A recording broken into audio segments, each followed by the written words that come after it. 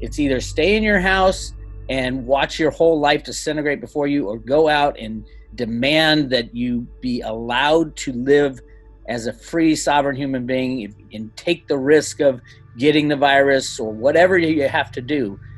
We're getting to the point. I don't think it's going to last a couple more weeks before the people stand up and say, screw this, Mr. Government. You don't know what the hell you're doing. We're going to take back our lives. Hey friends, Sean from SGT Report here. I hope you're all doing very, very well. And you're going to hear me say some things in this interview which are not 100% hope-filled. I'm sorry, guys, but I got to call them as I see them.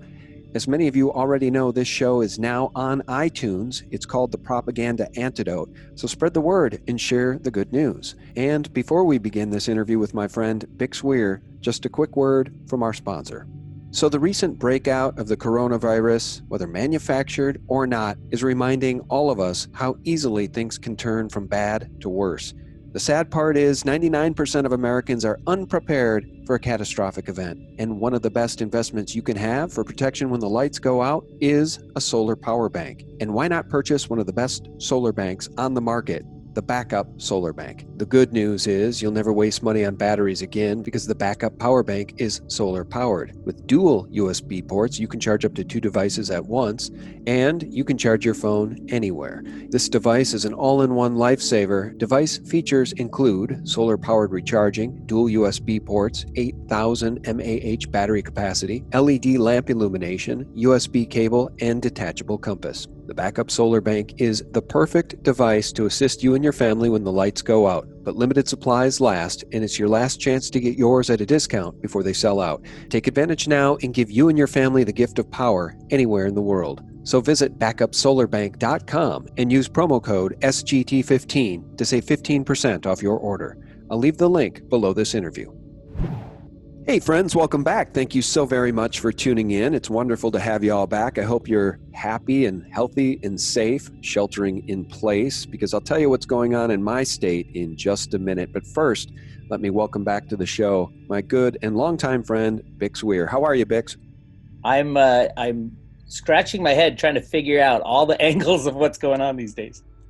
Well, it's extremely complex, and I guess I'll lead with this question. Just 3 or 4 months ago, when everything was rosy and we were all filled with a whole lot of hope going into the November elections, did you ever see this coming? Did you ever think we'd be in this situation just 3 or 4 months ago? Well, I've been obviously planning for something like this for the past 20 years. So did I think it was going to happen now? I actually did do a couple videos where I did some predictions.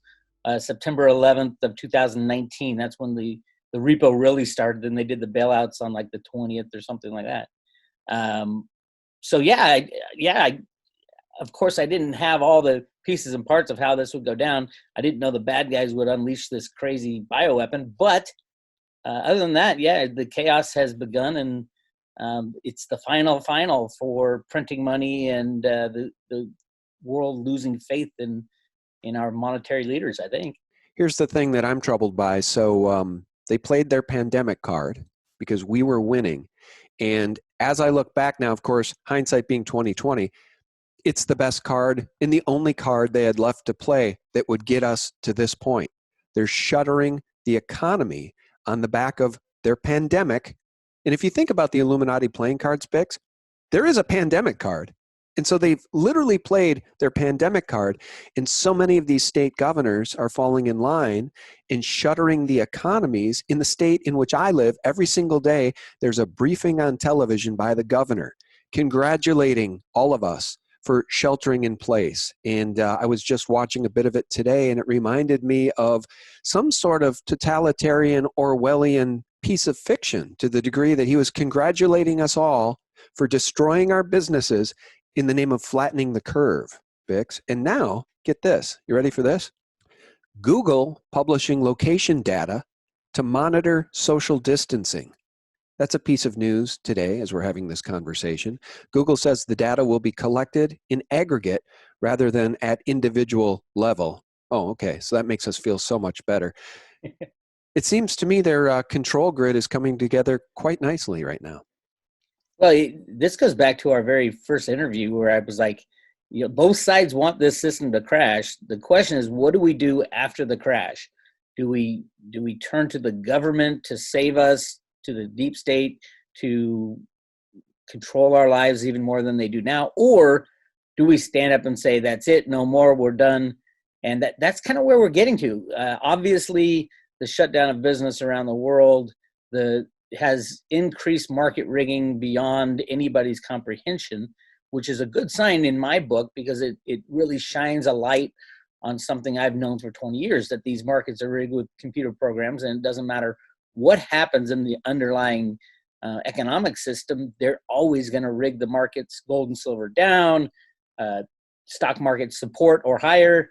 So, it's kind of all coming to fruition on the road to Ruta side, although I've been screaming for years, actually 2 decades, that the good guys, as I call them, who are taking down the system, should have done it a hell of a lot long ago than they are now. And they gave the bad guys time to unleash this insane bioweapon, and nobody knows what's really going on with it, because like some hospitals don't have anybody. And then you see that China, you see the original videos of people literally falling down in the street, and it's like, what is going on? We're getting strange numbers from all governments.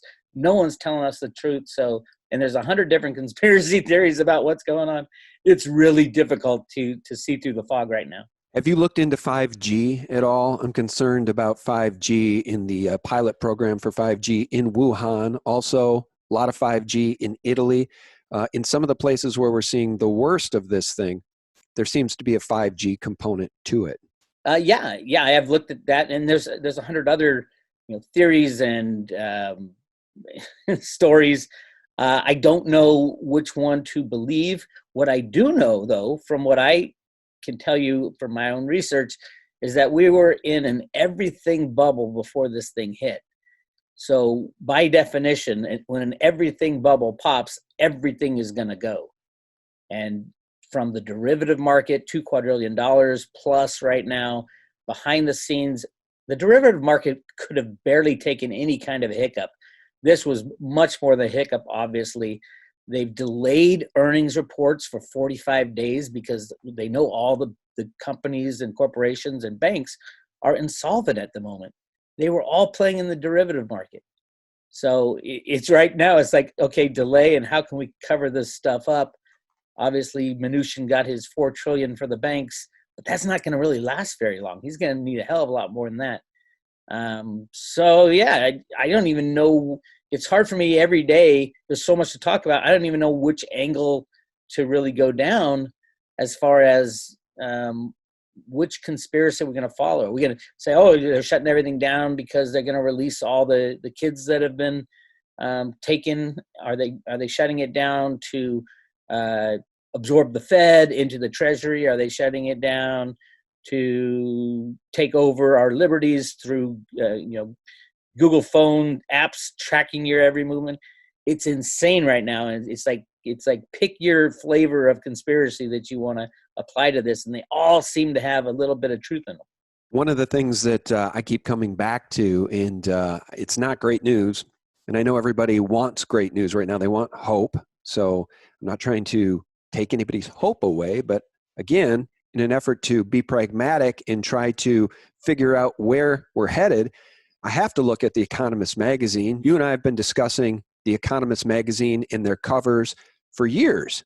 The Economist magazine is part of the Rothschild portfolio of propaganda assets, as you know, Bix. And the March 27th cover, which I've talked about now and shown in videos, is this one. Everything's under control. Big government, liberty, and the virus. As a big hand from the sky leashes a man who's walking his leashed dog, and both the man and the dog are wearing masks. So these people think it's all a big joke, I think. Yeah, I mean, the Economist magazine is very famous for predicting the future, shall we say, on the conspiracy side. I've done quite a few reports on that. I was working on the last one for the world in 2020, but then the coronavirus hit, and I haven't. Basically, what it is, it's a vision chart but it's also like a word jumble type thing. And all kinds of amazing things have been popping out on that. I was going to do a whole series on that. One of the most interesting things to me, being a crypto guy these days, is it does have in the word jumble, it has Satoshi exposed. So I'm looking for that to show up in 2022. Satoshi as in Bitcoin? Satoshi Nakamoto. Who is Satoshi Nakamoto? Huh. So I have my theories that, it is a group within the U.S. government who is, including Alan Greenspan, the world's best computer programmer. So if that theory comes true, that'll be a big feather in my hat for figuring out who was part of the Satoshi group. So we'll jump all over the place in this interview. There's no list of questions that I had prior to getting you on. So let's just talk about the Fed. Let's talk about the 2.2 trillion in printing, much of which is never going to make it down to small businesses, which are now all shuttered. People are losing their livelihoods here. Here's what I'm really troubled by. And I just had on Dave from X22 Report. We had a great conversation. He's a great guy. I like Dave a lot.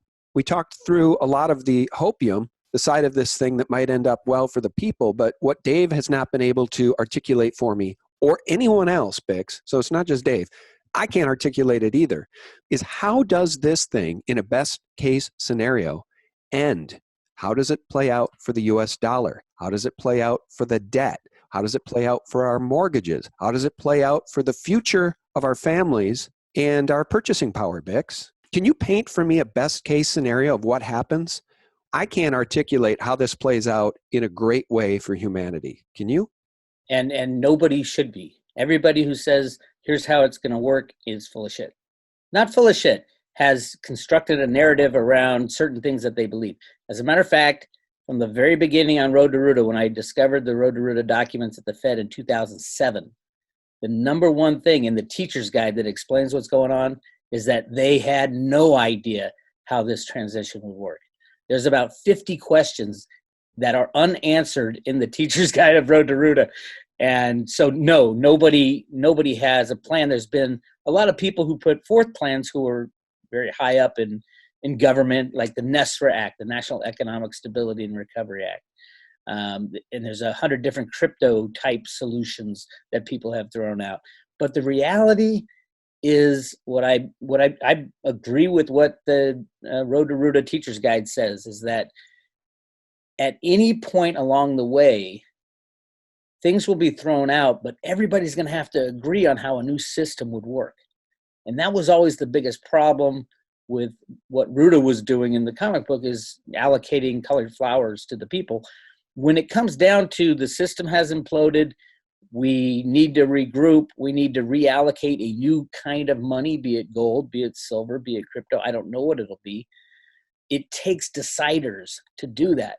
And the problem that we're going to run up against is that those who have run our system all this time that have driven it into the dustbin will not be those deciders, because they'll have lost all credibility, and we'll have to decide for ourselves how we move forward after the crash. But all that stuff is after the crash, and anybody who's relying on NESRA or Trump or the good guys behind Trump to have a sound, secure plan in place that's going to make a smooth transition is literally smoking the hopium. Bix, let me do a screen share and show you a chart, because we knew this day of reckoning was coming. We just didn't, again, maybe 3-4 months ago, we didn't know how bad things could get and how quickly. You see that chart? You like that? I do. Yeah. Gold standard abandoned in 1970, 2008. Yeah, and that looks like it ends at about 2020, like before the last couple of weeks, because it really did shoot up again. Yeah, so we sit now officially at what, 23 trillion? I guess we don't even know, because we don't know what the Fed is up to. We don't know. They've been issued a blank check, I think. Yeah. Well, so this chart is exactly what has happened, except something else that most people are not talking about. And that's the amount of money that has been printed and created and never reported to anybody in the United States.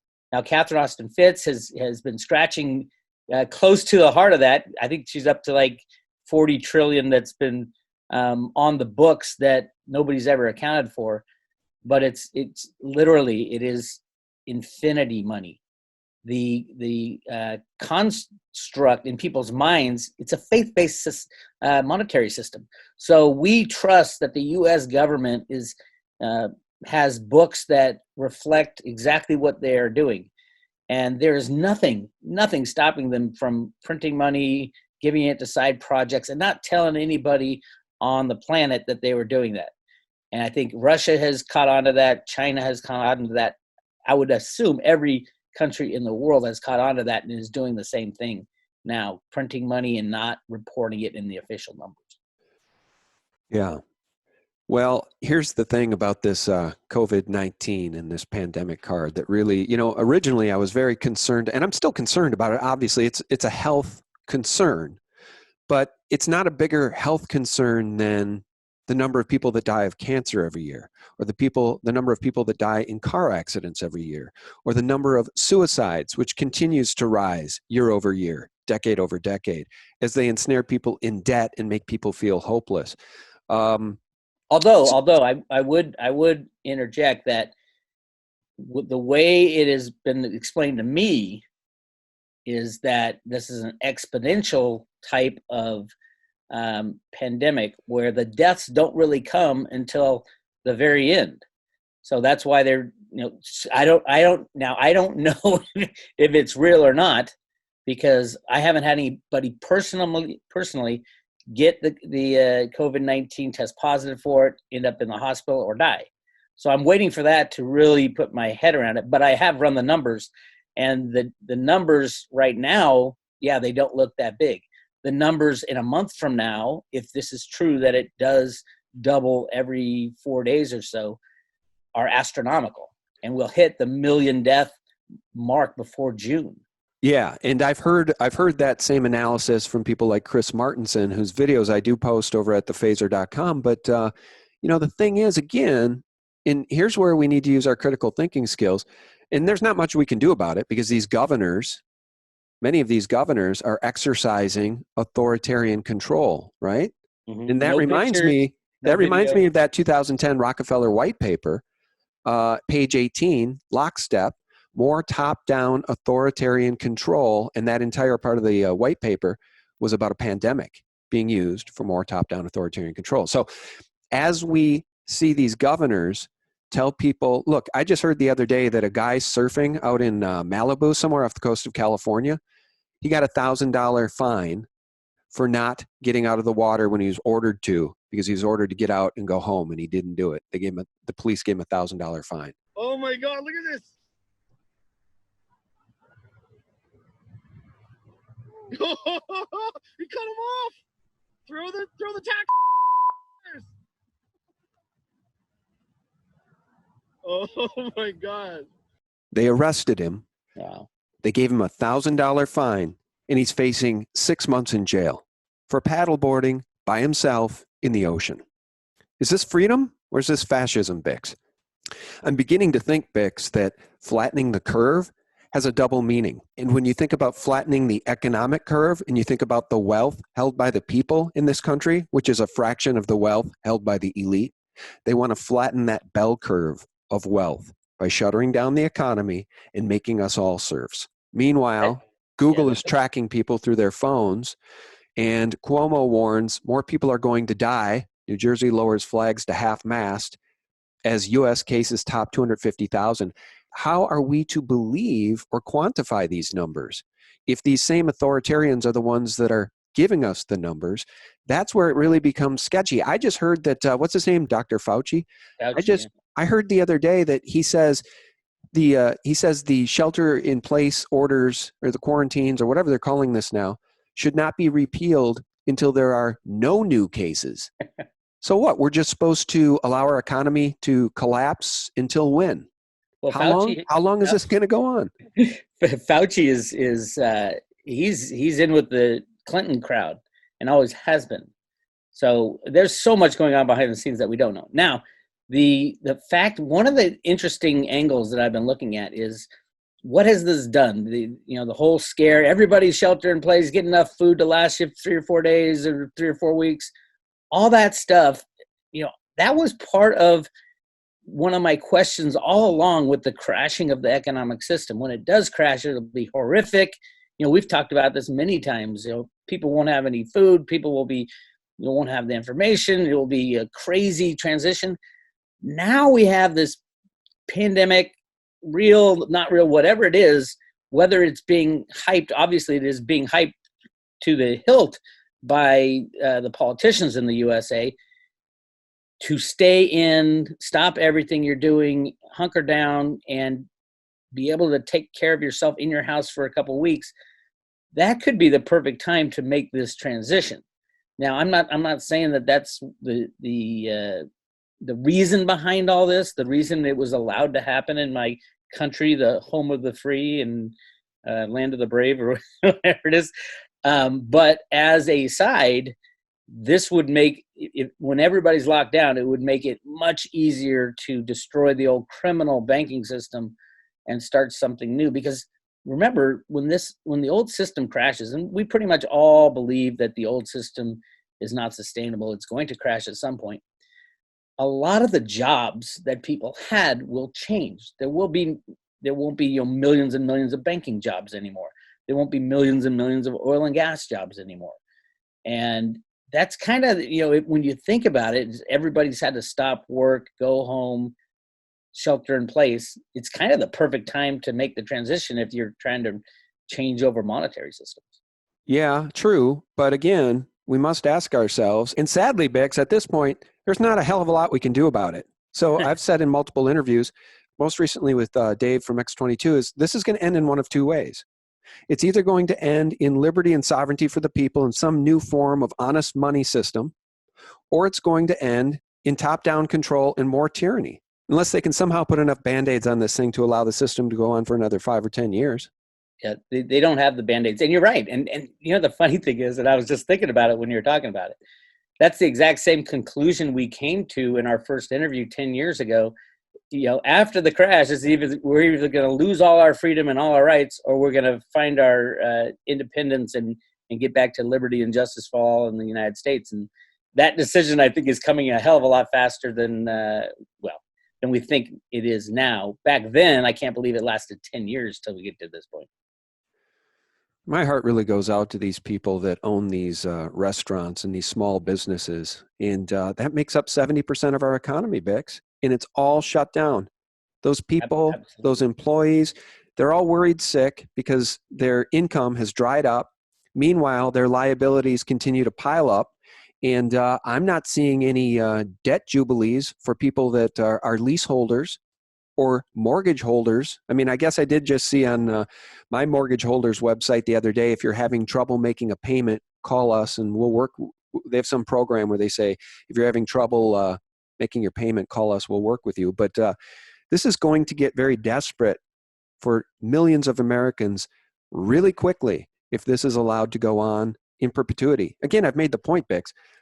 Target, Walmart, Costco, Lowe's, Home Depot, et cetera, grocery stores, they're all still open. That's great. They should be.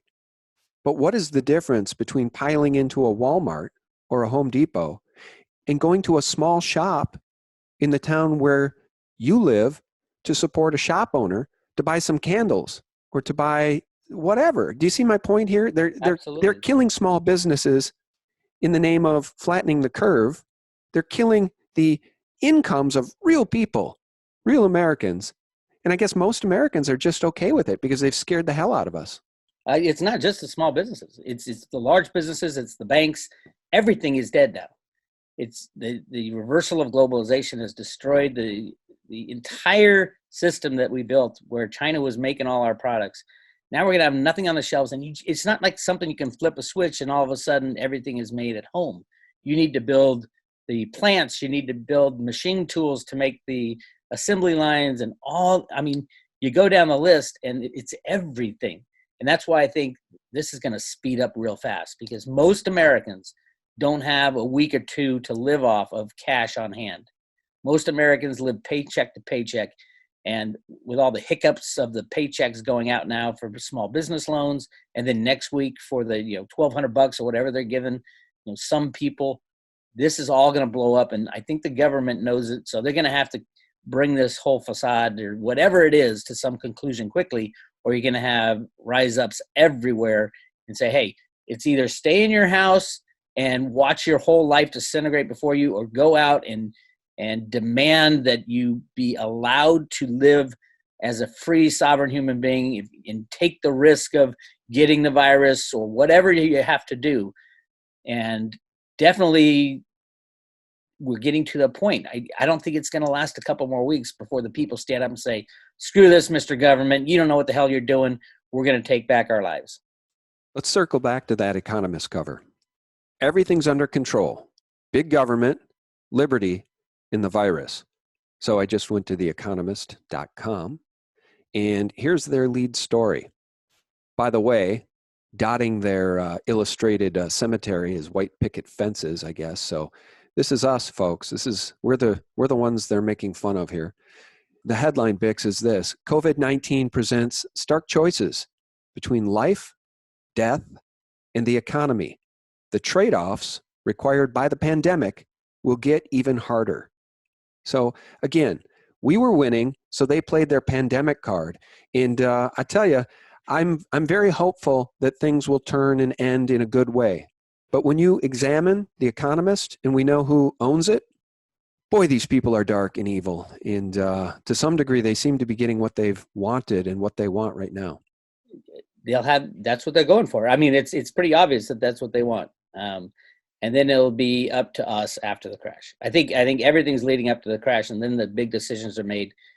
Do we follow their lead right to the one world government dystopian world that they want so badly and have worked for literally centuries to make happen? Or, like I've said many times, or do we stand up and say, screw you, we're taking our country back, we're going to bring all our troops back, we're going to put them on the borders, we're going to manufacture our own stuff and take care of ourselves and throw out this goddamn government that is clearly not on our side and hasn't been on our side for many, many decades. So I think we're getting there. And the fact that people are being forced to destroy their economic lives is something that cannot and will not last much longer.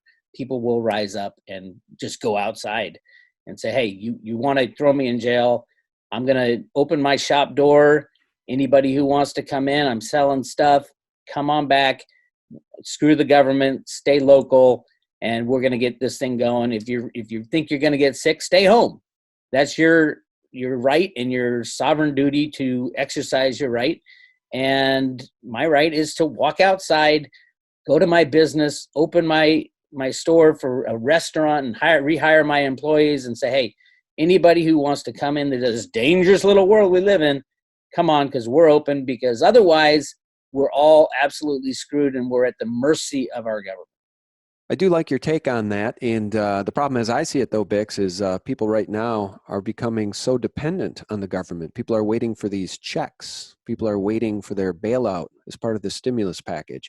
So that does get a little tricky if you're going to stand up against tyranny. If this continues to go on for very long, you probably just won't get your check. So again, they've kind of got us over a barrel to some degree, as perhaps they've begun to socialize this economy a bit. Yeah, and I'm on the side of the revolution if that's what is going to go down. And it's like what was that old saying? Those who sacrifice safety for freedom give up both, or something to that effect. Or yeah, is it? Yes, something like safety for liberty. Security. Yeah, those that sacrifice their liberty for security get neither. But yeah, that's where we are, and hey, the world's a big scary place, and the size, scope, and influence of our government has gotten out of control. Same with these big corporations. Everybody's insolvent right now because the system stopped about 2 months ago.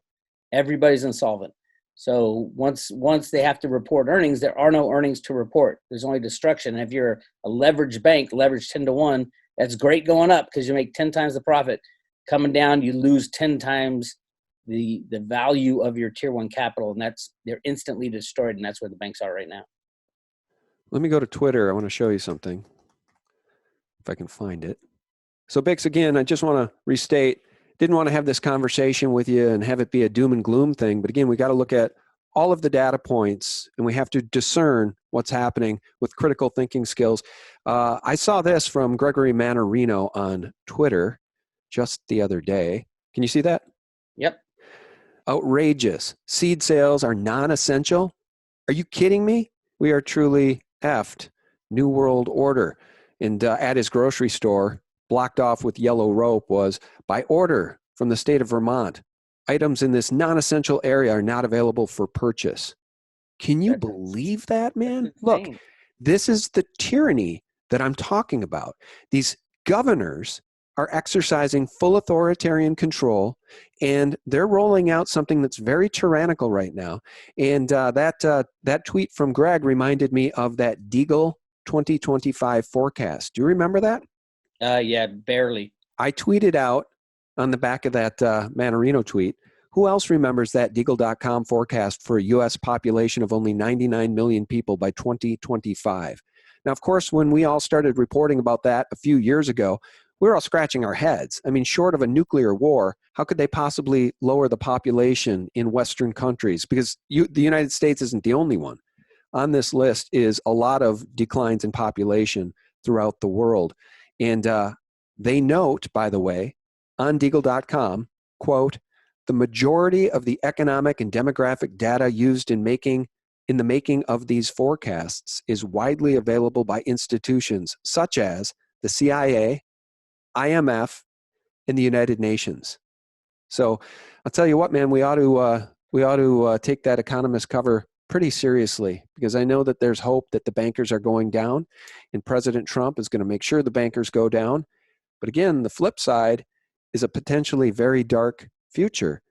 I guess if you look at all these data points, I don't know how you don't become a little doom and gloomy. Yeah, you do. And I have caught myself many times. But at the end of the day, if we want to be free individuals, we have to fight for it. What is it? The blood of patriots have to be spilled once in a while. And that's kind of where we're headed very fast now that the government is taking control of pretty much everything. We really have to stand up, especially after, I think after Easter, when all the conspiracy guys say, okay, that's when all these people are going to be arrested and Trump's going to turn things around. If that doesn't happen by then, what are they going to do? Are they going to turn around and say, okay, I guess it's up to me to take back my country. It's up to the individual to take back our country. I'm going outside. And if you want to arrest me, I'm carrying a gun also. So just be careful when you come and arrest me, because I don't want to shoot a policeman that's, having to go through the same thing that my family's going through. But the reality of closing medium, small-sized businesses, keeping people away from working for another 2 weeks, month, 2 months, the reality of that is it's a no-go for humanity, and for people in America would not stand up for that. I really think that we've had our fill of this. We've been very subservient to this point, but when it comes to, what kind of life will you have left if you have lost everything that you ever worked for in building a business and opening a restaurant and is working as a waiter trying to put yourself through college, and now your college is closed and your job and you have nothing. So it's either get out there and make something for yourself, or tell your government, yes, here, put the shackles on and I'm yours for the rest of my life. Well, I guess just to round this out and hit home for people how serious this thing is economically speaking, here's a headline: unanticipated shock. Under Armour lays off 6,700 workers, stores shuttered indefinitely. So it wasn't that long ago, Bix, probably the last time we talked, our main concern was Fed printing. That was prior to all of this. And hyperinflation, the danger of hyperinflation of our dollar destroying the economy and our purchasing power. That's what we've been worried about for a long time. And that predates all of this. So I guess we can end the conversation where we began. And I asked, can you believe where we are? Just 3 or 4 months ago, this was pretty much unimaginable. And now here we sit. Absolutely. And mean, it's the end of the road to Ruta for me. I mean, after the banks crash, and I'm going to figure out what to work on after that, because basically my goal was to bring everybody into the open, understand the market rigging, understand that there's going to be a change in our monetary system. After that, I don't even know how it's going to be reallocated. I don't know any of that stuff, and I don't think anybody does. I have some ideas, but everybody just has ideas. If they tell you that it's going to go like this, it ain't going to happen. And just one last question for you. I've heard you talk about year zero. I think that comes from Cliff High, and I know he's very doom and gloomy right now. What is year zero? Year zero is Cliff was patrolling the deep web and heard a lot of U.S. government official chat rooms talking about 2020 being year zero. When he gave an explanation of it, it's on my website, the very first article. It's actually a video. He explained it as the U.S. government, the military inside the U.S. government was seeing 2020 as the beginning of the time when humanity can't produce enough calories to feed itself. So yeah, that was year zero, and then everything else kind of sprung from that, has grown from that. Year zero meaning the destruction of the old economic system. Year zero, the year you had to figure out what you're going to do for a living because the old jobs will never return. And year zero kind of fits for everything right now. So yeah, it was Cliff back in September was talking about year zero with my crowd at the Litecoin Summit. Well, I guess I'll say this. It's snowing where I am, and there's a little boy I can see out of our back window here. The neighbors have a really steep hill actually in their backyard, and he's out there skiing. Well, you got to love that, man. I'll leave it here for folks. If this thing doesn't end well, y'all know who was responsible. And two of the names at the top of the list have last names that start with the letter R. The enemies of humanity definitely wanted to ensnare us to unrepayable debt, and they want to ensnare us in their new world order. It's going to be up to us to say no, Bix. Say no to their mandatory vaccines. Say no to their chip. Say no to whatever solution it is that they usher out. I agree, and that's what I'm fighting for, and I hope everybody else picks up the fight with us. All right. Well, if people want to track you, where can they find you? Doing a lot on YouTube these days, Road to Ruta YouTube, or the roadtoruta.com webpage, and Road to Ruta Patreon. Well, Bix, thank you so much for hopping on short notice here with me today and processing some of this stuff. I sure appreciate it. Yeah, it's been great fun, Sean. And thanks so much for tuning in, friends. We appreciate it very much. For real news 24/7, you guys can visit us directly at sgtreport.com. God bless. Bye-bye.